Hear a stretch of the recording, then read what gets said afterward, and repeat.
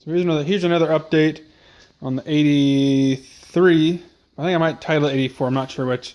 250R ATC build. As you can tell, I've changed the tires on it. Tires and wheels, actually. I got 8-inch instead of 9-inch, and I got those tires on there. I had to build a new grab bar for it, and I got different wheel spacers, the actual good kind, which I don't know why I didn't buy the first time. They only cost $35. But I think the old grab bar's in the back of my truck. To launch on a race one time, I wheelied up, just snapped it. So I built one that, if I were to do that again, hopefully the bolts break, because I don't see that breaking. Just cut a few pieces, welded them, and then welded the spar in the back. The guy that we raced with was nice enough to give me these tires, and I ran them on the 200X last time I ran it. Also, I got tires put on by a place town over, and they tubed my tires. As you can tell, it's only got 2 wheels on it because one of the new tubes they gave me must have had a hole in it. It won't hold air. So that's going back tomorrow. Also, I've got a tether for this, and I rewired that in. I think that's all the updates I've really done to this thing so far. I put oil in the front, or tranny fluid in the front shocks, and learned that they leak. I'd never done, at least the left one leaked. I don't believe the right one did.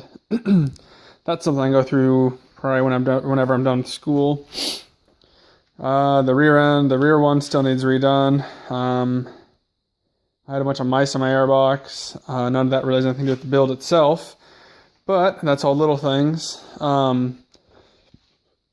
Still has the master cylinder and everything. Well, I guess I don't know if I even put that on there, but it now has the master cylinder and the rest of the brake components off the 200X.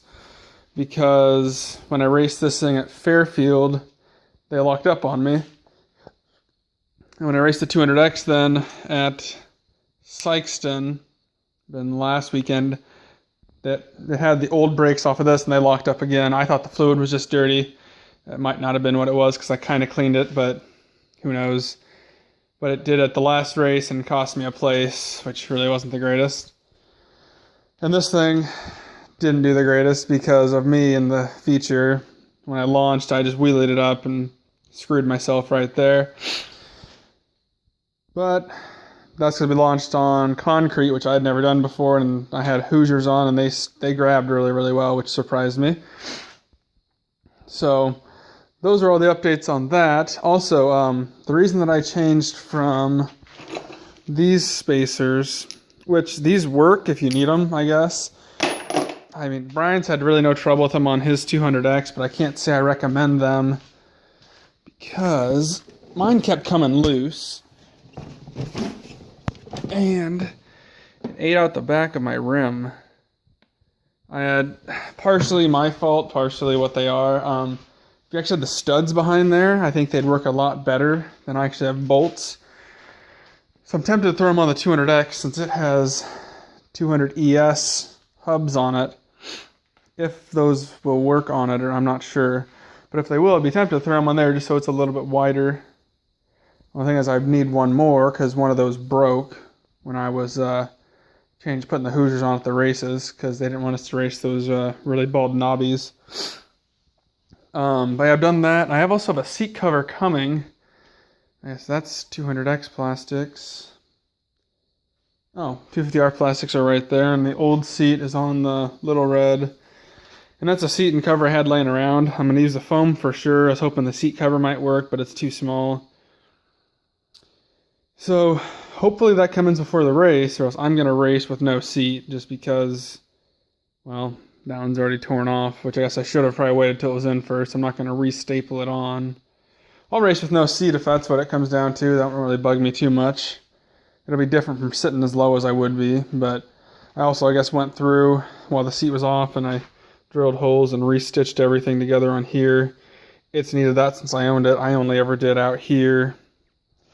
The guy before me never wanted to stitch anything. They just, for some reason, shittily cut that. But yeah, I mean, I ran the absolute crap out of this thing and it took every ounce of abuse and still seems happy. So 250R seems to be treating me okay. Nothing in the rear end came loose. After Fairfield, those two bolts came loose. This wheel, I believe, was loose. I actually lost a bolt. Before I raced this time, I had to retighten up all my bolts on my Nerf bars. The bolts in there and the bolts on this hub.